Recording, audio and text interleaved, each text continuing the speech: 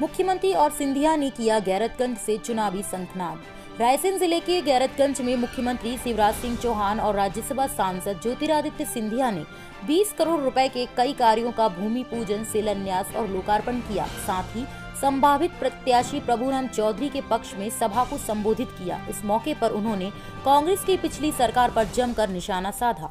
ज्योतिरादित्य सिंधिया ने मंच से अपने जन संबोधन में कहा कि किसानों को 70 साल में अगर आजादी मिली है तो वो नरेंद्र मोदी जी ने दी है। जो सरकार गद्दार हो, भ्रष्टाचारी हो, उस दल का सफाया जनता करेगी। साथ ही यह भी कहा कि कांग्रेस बोल रही है कि मेरा प्रभु बिक चुका है, तो ये इल्जाम प्रभुराम चौधरी पर नहीं है, सांची के एक एक व्यक्ति पर कमलनाथ कांग्रेस ने लगाया है। किसानों की हितैषी यदि कोई सरकार है तो वो बीजेपी है। रायसेन सांची के सेवा करने की इस भावना मेरे दिल में बरसों से थी, जो अब पूरी हो रही है। शिवराज सिंह चौहान ने संबोधन की कड़ी में कहा कि असली छल तो कांग्रेस ने किया है। उन्होंने वल्लभ भवन को दलालों का अड्डा बना दिया।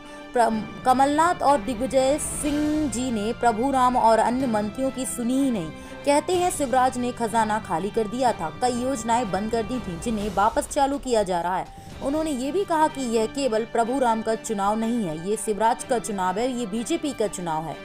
समारोह में मंच पर विदिशा सांसद रमाकांत भार्गव, सांची चुनाव प्रभारी रामपाल सिंह राजपूत, पूर्व मंत्री गौरी शंकर सेजवार, मुदित सेजवार, जिला अध्यक्ष जयप्रकाश किरार सहित कई बीजेपी के बड़े नेता मौजूद रहे।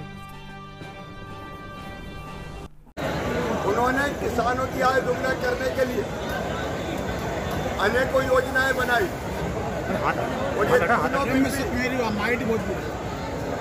किसानों के लिए वरदान साबित होंगे। कांग्रेस किसान विरोधी है, किसान विरोधी है, बेमतलब में विरोध कर रही है। क्या तकलीफ है कांग्रेस को? अगर कहीं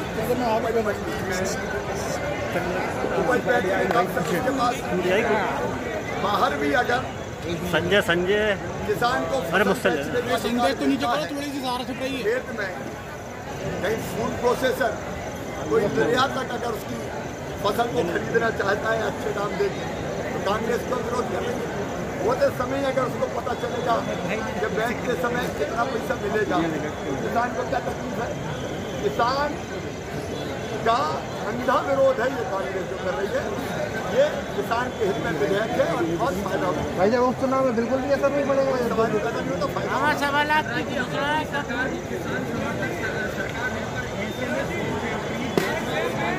संजय पूरा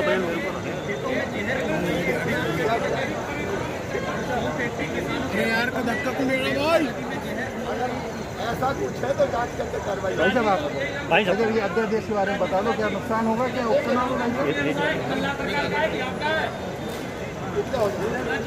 इस देश में आईडी सही रखो। किसानों को असली स्वतंत्रता। अरे यार चुप तो रहो यार, शांत रहो।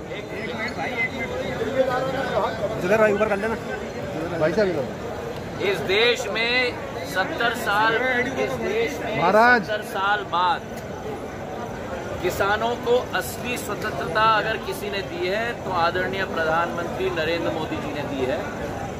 क्या आपने कभी कल्पना की है, जब आप प्रश्न मुझसे पूछ रहे हो, किसी भी व्यक्ति को अपना उपज या अपना माल बेचने पर कहीं प्रतिबंध कहीं भी देश में लगा है? ये केवल किसान पर क्यों?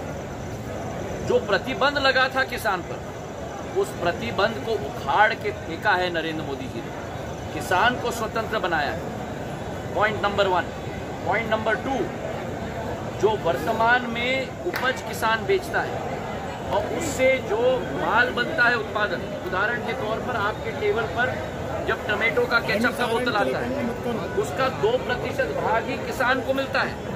इस अध्यादेश और इस विधेयक के बाद जो किसान को फूड प्रोसेसिंग में एंट्री दी जाएगी, उसके आधार पर किसान की आमदनी की बढ़ोतरी के हर संभव सुविधा उस किसान को दी जाएगी। नंबर 3, जो कांग्रेस पार्टी कहती है समर्थन मूल्य, मैं समाप्त कर लूं, समर्थन मूल्य की बात, नरेंद्र मोदी जी की सरकार में गेहूं का समर्थन मूल्य 45% वृद्धि हुई है 6 वर्ष में।